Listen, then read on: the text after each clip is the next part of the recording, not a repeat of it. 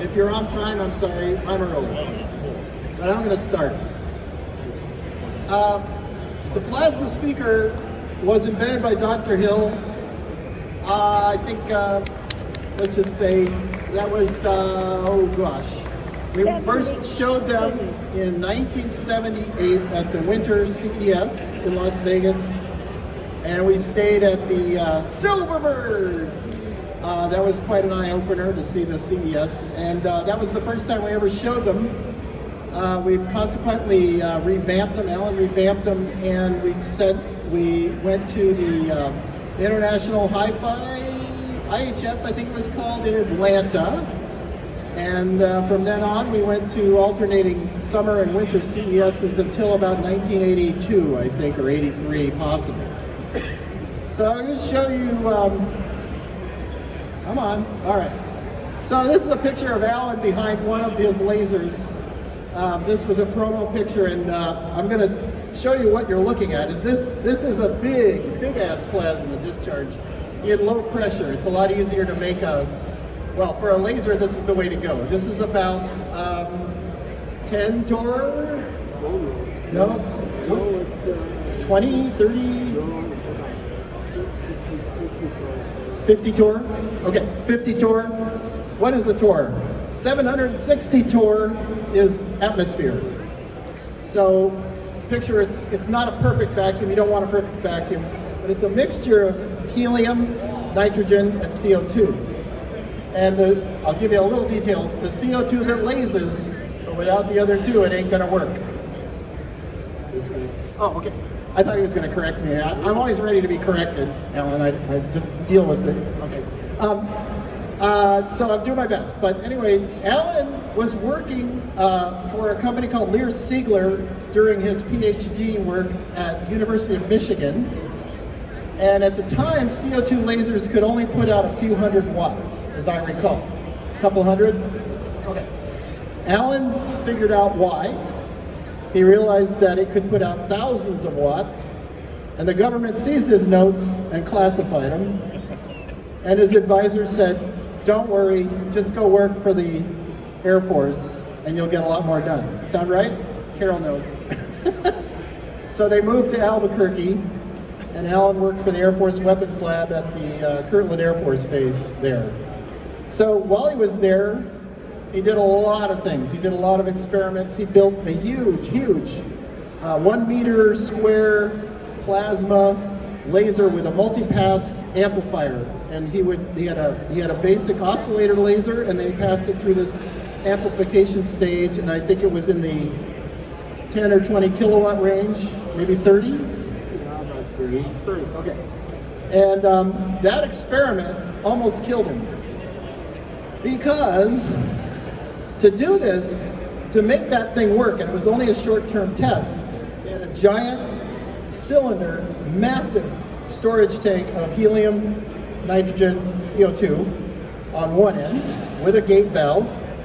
On the other end, they had a massive evacuated sphere to make a flow channel.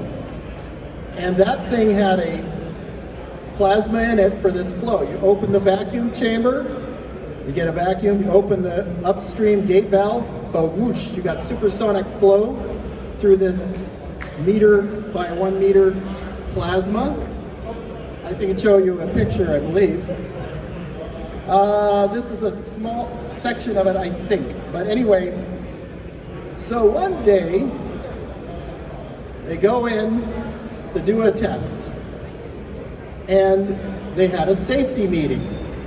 And the safety meeting, Alan, you told me the safety meeting was partly to blame for what happened next, because people got a little distracted and they forgot to open the vacuum chamber gate valve.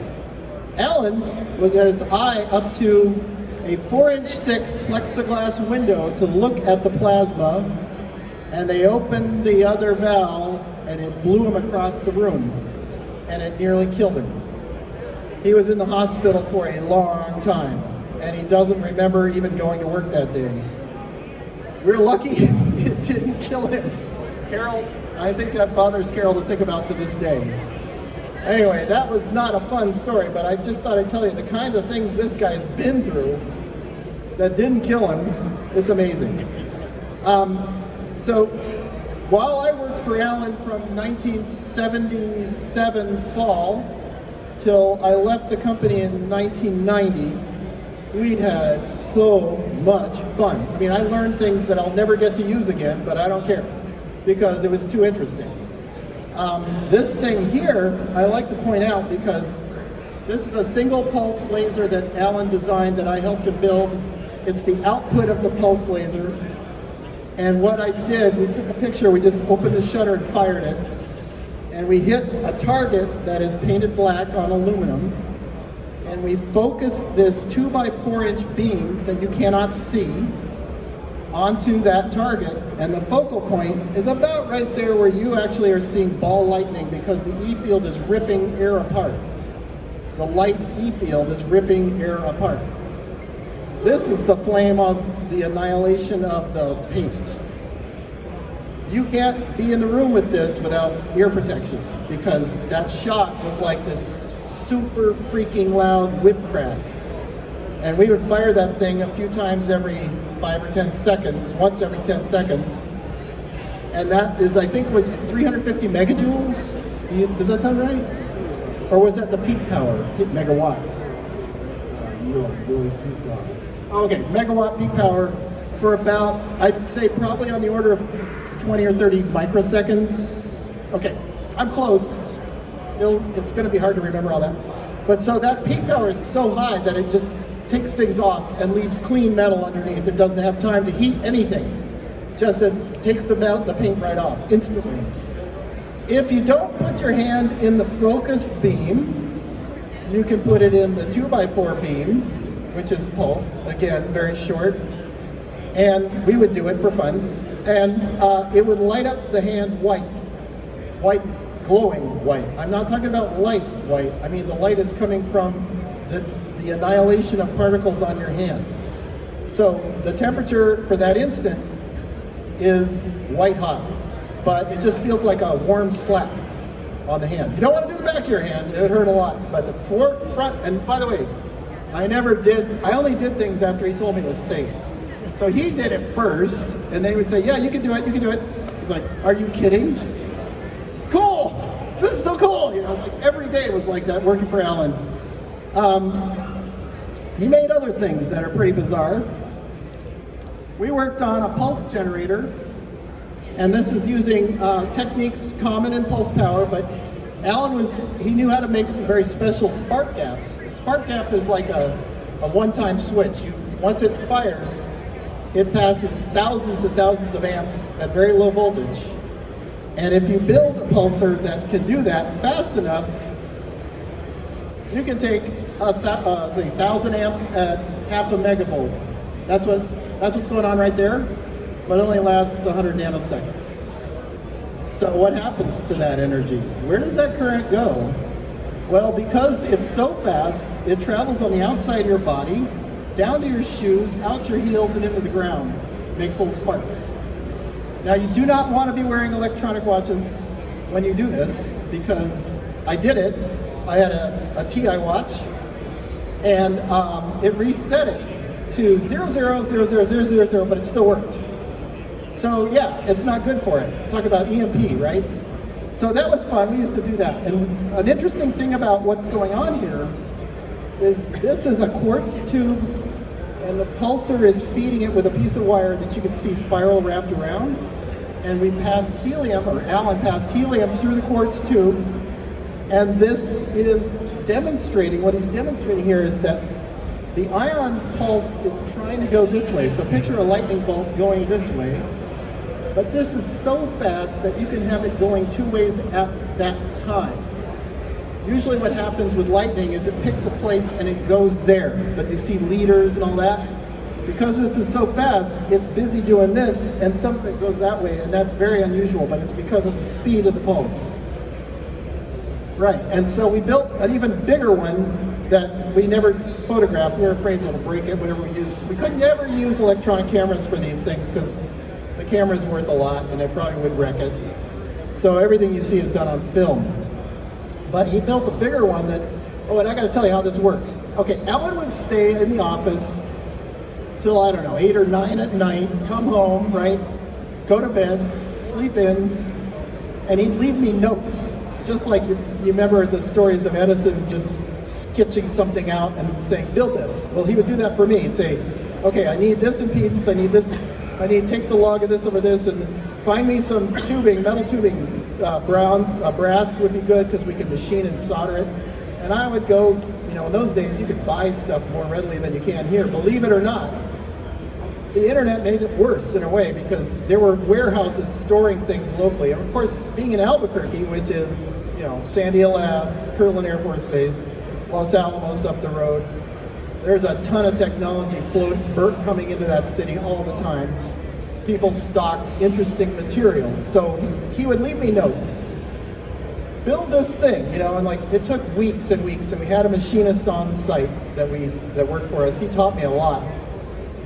We built this spark generator that was 30 nanoseconds wide, was 1 megavolt open circuit at half an ohm. And he built a special spark gap that I had to find the parts, get them made. You know, that's why it was fun though. And that was really cool. We could do things with that were scary, but it never hurt us. But that's the kind of thing we did all the time with Alan. He had all these ideas. And we built paint stripping lasers for the Air Force. Well, I had left by then, but he built one that would strip the paint off the radome of a fighter jet. The radome is that very big cone on the front. Underneath it is radar systems, why it's called a radome. It's made of carbon fiber or fiberglass, I'm not sure which, something that will pass the radar signal, and it needs to be painted, but to strip the paint off, you'd ruin it. So they bought it from him, they stuck the nose cone on like a lathe, and they zap it off with this thing, because it would take clean layers off of paint. The pulse was so fast. So that was part of the work we did. Now, oh, I didn't show you the, okay, this is the laser that you can put your hand in the beam and it wouldn't hurt you. That's, do you recognize him? Is that you? Yeah, I'm wearing bell bottoms and I am wearing these. So, you know, it was okay then. You can't do that now. You can't wear stuff like that in the lab. But yeah, this is the laser, and this is the output window of the pulse laser. This is a 6-inch diameter, 3/8-inch thick piece of zinc selenide, single crystal. Costs a fortune. I mean, this is an expensive business to be in. But this laser put out that pulse. These capacitors down here are charged to 35,000 volts. There's another charger, and what are these crazy things? This is 2-watt carbon comp resistors stuck inside a piece of Tygon tubing, taped to the wall onto a piece of plexiglass. And when we power this up, you get like 130,000 volts total. And you know you're too close when your shirt starts sticking to your skin from static charge, because that thing is trying to kill you. So you hear this thing going, I gotta get around it. Okay, that's good. It's only slightly cold feeling, that's okay. And we charge it up, and then we hit the button, bing! And if it was in the focus, then we'd be deafened. But we always wear ear protectors and eye protectors, because you never know, right? So this is a crazy place to work, but we eventually, I mean, I'm going forward in time, but let's go back to when the plasma speakers were first made. I just wanted you to get an idea of what kind of stuff went on in that building. So over here are the Hill speakers in their house. This is what their system looks like. This is a threshold amp over here that, I think, did Nelson give that to you? I think he did, yeah. And they also have a Levinson amp. They have a lot of stuff. I don't know what this one is, do you? The one on the bottom of the rack, the silver front panel. I know in the middle is a Macintosh. It's an audio research. And then at the bottom, I forget what it is. Anyway. It's audio research. Audio research, okay. Should have known, that's an audio research, a threshold, Macintosh. That's an old, I forget what that is. And there was a Levinson preamp there somewhere. Anyway, Alan accumulated a lot of stuff. We've met a lot of people in these shows. So this is their system. This is what it looked like. or looks like it still works. We have several owners of plasma speakers here right now. It's kind of an old club here. I'm seeing 2 owners, but I won't name them because they want to be anonymous, I think. But anyway, there's several pair of speakers that are still working fine. There's others that are in storage, like I think Robert Harley says he was given a pair. They're in storage somewhere in Colorado. He hasn't looked at them, but he wants to get them going. That's one of those stories. You know, there's other people lurking somewhere. There was a website that John Mayberry created called healplasmatronics.com. The slogan is "The flame still burns," and that's I think it's a good slogan. Over here we have what it looks like up close. So what is it made of? We have the plasma driver down here, below it a mid-range 6.5-inch cone Beckstream and a 14-inch treated paper cone woofer. I want to show the mid-range. Oh, I can't. Okay, let's stick with this. Up here we have the control for each of the 5 cathodes. So we have 1 anode in the top, 5 cathodes in the bottom. Each one is a Class A current sink. So we have a bias current of about 25, 30 milliamps per channel with a power supply putting out 3,000 volts. The discharge drops some of that. There's power resistors that drop an additional amount, they're ballast. The vacuum tubes drop the rest. We have there's a little current meter for each one, and the black in the middle, there's like a zone where you're supposed to tune it to, and that's like, I think the bottom is 20, the middle's 25, the top is 30 milliamps. There's fuses for each channel, a little knob, flow meter for the gas. The gas flow is about 1.5 cubic feet per hour. Purge button, the low tank switch telling you got to buy new helium, and a big fuse. So that's the top. And now here's the driver. This was, I gleaned this from, I think, the Stereophile review from way back. This is a very early model. And something has happened to the quartz inside here. This is a quartz window, and I'm seeing what probably is a lot of air pollution that accumulated as oxides on the inside of the window. But generally this thing is indestructible because it's just metal electrodes, copper backplate sheets, these are copper, quartz in the front, indestructible unless you break it. There is a video, by the way, if you look hard enough, you'll find a video from someone in Japan who probably bought one from Ikatori, and the top quartz is missing, and the plasma just shooting up to the top and burning everything up. And I don't know what he's saying, but I texted in his comments, I said, cover the top, damn it, it'll sound better. Anyway, that's the example of things that happen out in the field you can't control. So that's the driver, the electronics are behind it. This section weighed 90 pounds. Is that a lot? Ask any of the owners, they know. And then the cabinet, empty without this, is 180 pounds. What about the rock? I'm getting there. The rock. Okay, what about the rock, he says. Okay, in the mid-range cabinet, it's segregated from the woofer. In the mid-range cabinet, Alan and Carol and his family would go out in the New Mexico wilderness and grab randomly shaped rocks. And we'd wrap it in material so it wouldn't rattle. And we'd put it in the cabinet so it would disperse the back wave of the mid-range. So everyone came with its own special rock, not a pet rock. So that, yes, that was in there. So now if you add up those weights, 180 plus 90, now put a tank in it. The tank, I don't know what it weighs, 180 pounds all by itself. So just try having someone steal those suckers. All right, so how does it work? I think this is what most people struggle to understand, and it's don't feel bad if you don't understand it. It is bizarre.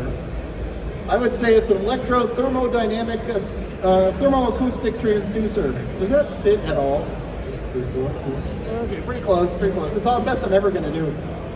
So because the plasma is about 20,000 degrees inside, and by the way, if you take a piece of quartz tubing or rod and stick it in there, it'll glow white hot. And that's not even the temperature of the plasma. It's not getting close to 20,000. There's a thermal gradient from the center where the plasma is that's you picture the temperature inside is 20,000. Picture the temperature around it is room temperature, right? Somewhere that temperature has got to go down, and it goes down very fast. It has a very steep gradient, and it's something like a 0.5 millimeter thick. Okay, so picture that as like a diaphragm of sorts, but it's not interconnected, so it doesn't have vibrational modes. It's free to move, but it moves as a unit. When the density is why it works. So you have a low density plasma at 20,000. You've got air at room temperature 700, let's say 700 millimeters of mercury, Hg. When you change the power slowly, the heat just flows out. So nothing happens. Nothing you can tell happens. It just changes it. So picture that being the low end of the extreme, the low extreme of frequency response. It isn't going to work. You'll get nothing out of it if you change it too slowly, because equilibrium maintains it. The density gradient just sort of...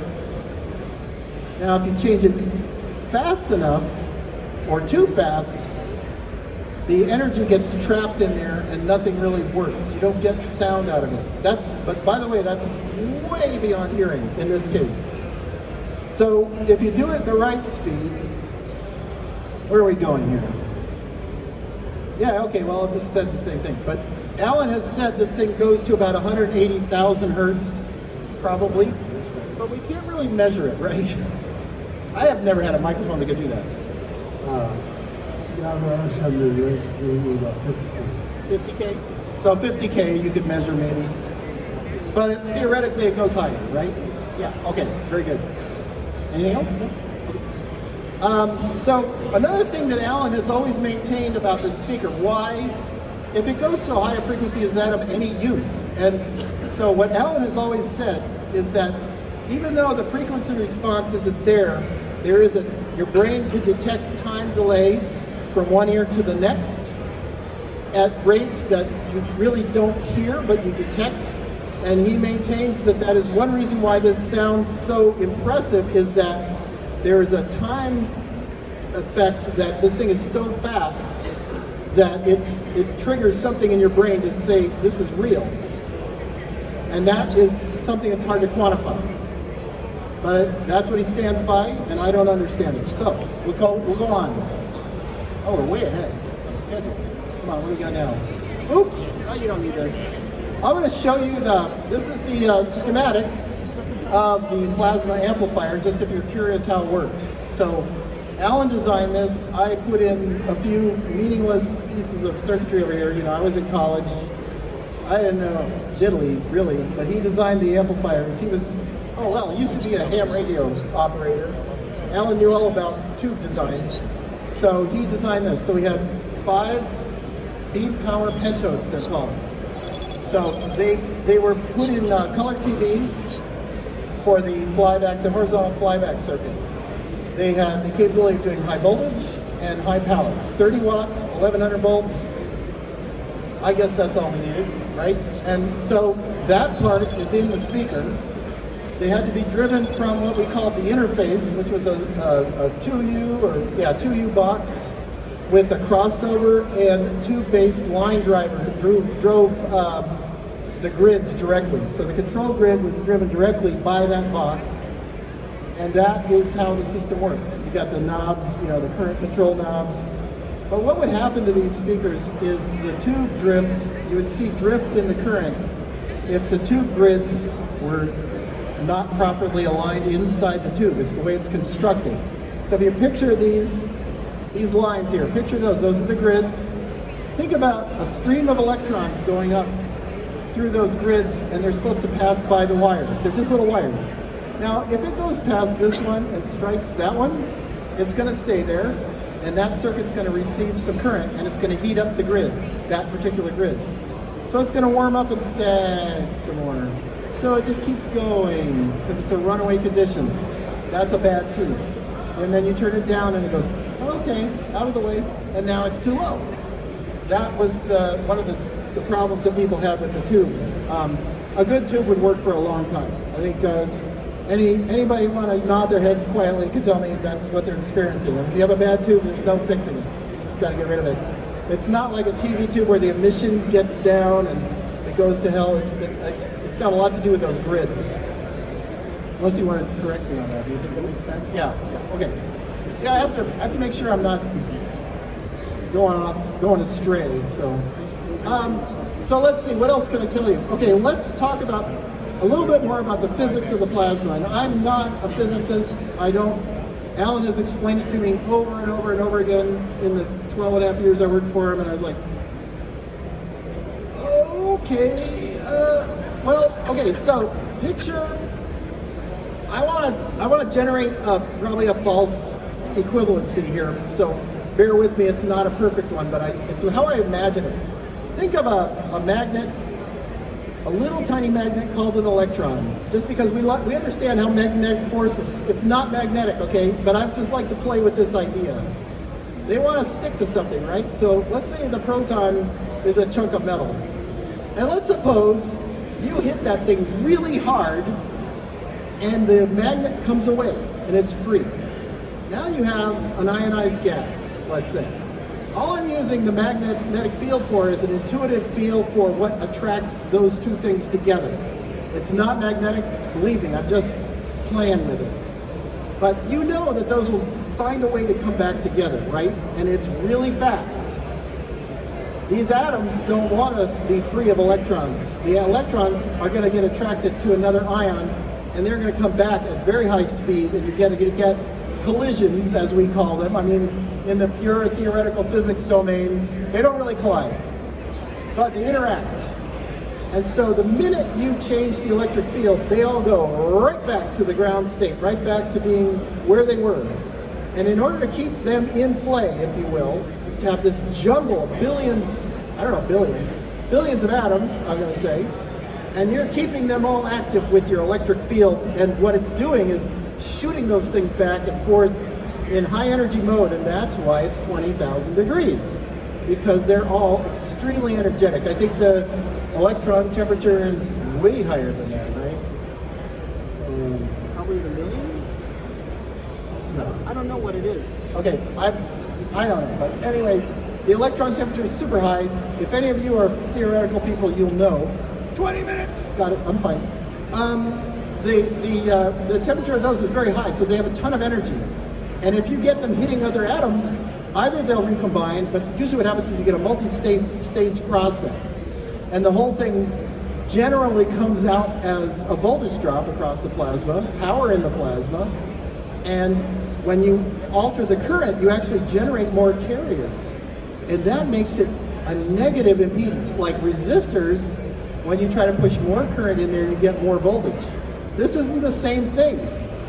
When you add current, you're actually causing more things to be in play, so the voltage might stay the same, or it might even go down. And if you do too much of this, it will go down and become an arc. And that's where the density, the number density of electron or ions is so low, there's so much free space that the electron gets all the way to the other side of the room, and you've got a runaway condition, basically. I'm really watering this down, but you got to picture this thing as like rattling around. The helium makes it easier to get it started. It helps keep it maintained. It also has a high thermal diffusivity, which is what, when you do a transient thermal event in that gas, the heat flows fast. You want that for good, clean sound, basically. So if everybody asks, why isn't argon suitable? Argon has a low ionization potential. It has a lower thermal diffusivity. Those two things alone make it different for this, and it doesn't sound the same. Air is not very good. I don't know if anybody has ever measured an air plasma like a Magnat or Ionovac or Lancia, or there might be one more. I'd like to know what the distortion products are, because I suspect there's third harmonics. I'm not dissing, but I think that's what air does. The helium, when I turn it up, the distortion products go down. And they're very low. There's no third harmonic to speak of. Anything I've seen is second harmonic, and that's good. Sounds better, and it's not very high. If I turn the helium down, The second harmonic comes up and the third harmonic rears its ugly head. Don't want that. So that tells me why helium. I think we're gonna ask, if anybody has a question, I'm done. What are the helium cartridges cost? The cylinder of helium that I have up here is a 300 cubic foot bottle, and it cost me at a discount about $300 for the gas. And you say those last about $300. Not 300. No, I'm feeding both speakers with it, and we've used 500 since Thursday night, demoing. $500 Well, when I say 500, sorry, I didn't tell you what I meant. Okay, the pressure in there is 2,500 PSI, brand new. PV equals nRT, so the pressure is equivalent to the volume, or the mass. So 500 PSI out of 2,500 in the 8 hours yesterday. Wait, 10 to 6? So Okay. 500 out of 2,500. Yeah. Okay.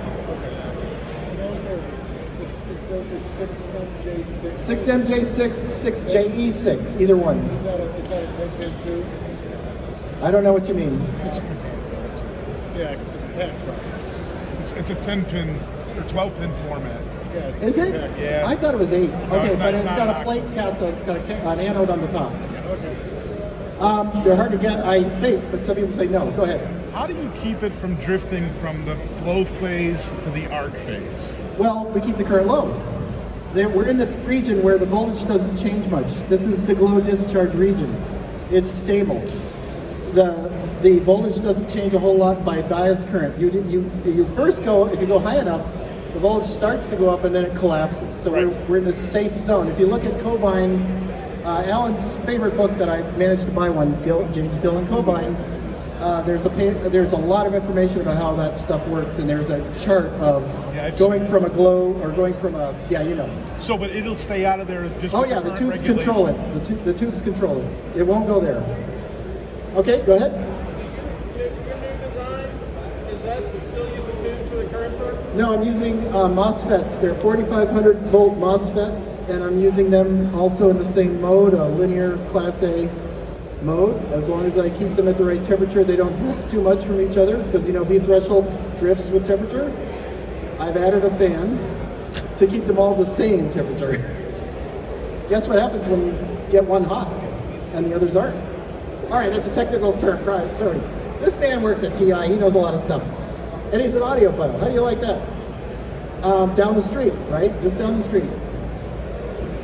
Any other questions? I don't know if you heard his question. He was talking about, do I use tubes in the model that's upstairs? No, I've converted to MOSFETs. They're easy to get. They may be expensive, but they're actually not as expensive as a tube these days. And they work great. 4,500 volts is a nice margin for a 3,500 volt power supply. Go ahead. Oh. How much are you losing across the MOSFET voltage-wise? Roughly. Well, the total power from end to end, power supply to return, is 250 watts per speaker. Divide that by 5. Now take, it's about 500-600 volts on the FET while it's running. Striking voltage, I don't know what happens. That's why I got the high voltage parts. So 500 through the FET. About 500-600. Because you were losing about 1,200 through the tube, right? Yeah. Right. Right. Yep. So that's how it works. Any other questions? You really should hear them. I mean, there's no, I can't describe it for you. A little better than your minimum 7s, yeah. I would think so. I mean, even the 8s probably. They're playing in the room now? Go ahead. So, Right now? You're just decreasing or increasing the number of cathodes, do you see any advantages Oh. or disadvantages potentially? I guess down to, I don't know if you're prepared to answer this, but it's about adding more cathodes in parallel. Extending, trying to make it bigger. Wouldn't the stability go down? You get to a point where It's depending on how much you're willing to pay. anything. What if we take anything? We'd like probably a few dozen. All right, you heard it here. I got the parts. In a circle? How would you? Oh well, talk about that later. there's the thermal, the heat rise would make it impossible to make it. It wouldn't go, it would be a problem. I don't know. We don't know yet. Go ahead. Was there any consideration to making it omnidirectional instead of having the chamber behind it? Well, besides losing a lot of output in one direction, Right. You'd that still would have the limitation. lower its efficiency or acoustic generation, but it could be. Well, one problem is we have to have the back. He's asking about making it omnidirectional, but I think the problem is you wouldn't have anywhere to dump the heat, except in the air. Well, yes, the way back wave is reflected from the Yeah. back surface and goes forward. Right. And the resistance is such that we can purify it around. Yeah, the back wave. I know the back wave is not a problem because it comes out essentially in phase in the acoustic, in the audible region. But he's wondering if you made it free air with no back wave, no backplane. I think we'd have a real problem with the thermals to get the tailoring that you need to make the sound. That's my recollection. You have to take some of the heat signal. That's true. Stability would be an issue. And stability would be a big issue because, if you think about what he's got there is a hearth, right? And that makes the flow fairly stable in there. When you make it free, it's going to be just everywhere. Right, but we could talk offline, but I think it would still... If you go to, there's a YouTube video, I think it was sponsored by a British speaker maker, and a young woman who got her PhD in thermoacoustic generation gives a presentation, and she's got this massive like a section of a sphere above and below it to keep it from going unstable, and it is three-dimensional. It is, So she needed to put some type of... something to confine the air, but it doesn't. Yeah, and it's air plasma, and it has high distortion products, by the way. And ozone. Yeah, it is. She used a Tesla coil to generate it. Right, but if you use air, anything that's other than a noble gas, you're going to get ozone. Well, it's also the heat, because heat destroys ozone. There is no ozone, by the way. No, there's not. What I want to say is that that is a persistent myth. I didn't say you said it does, but I'm saying we used to hear about it from people who didn't understand. We rented an ozone meter, and we put it in a room. We put the speaker in a room with it. We measured the background ozone, because there's always ozone everywhere. We turned on the speaker, closed the door, came back. The ozone was reduced. So it's the heat. It destroys ozone. Nelson Pass nearly killed himself when he tried to build a full-range, cold, corona discharge plasma. He's lucky to be alive because he poisoned himself with ozone, and he says he'll never fully recover. That's what he thinks. He says his lungs were damaged. So yeah, ozone is bad. It doesn't make ozone. But because of the helium. I don't think it's... If you were ionizing the air, you would we are ionizing the air. The helium is not the only thing in there. It's air as well. It's an open... there's enough positive pressure in the chamber that there's no air. No, it's everything. Everything's in there. The helium is only on, but it's a pure helium cathode and anode because they're hollow. Right. But once it gets into the chamber, everything mixes. It's the heat. The temperature is too high. Did I get that right? Okay. He agrees. Oh, he'd know. He told me. I didn't forget.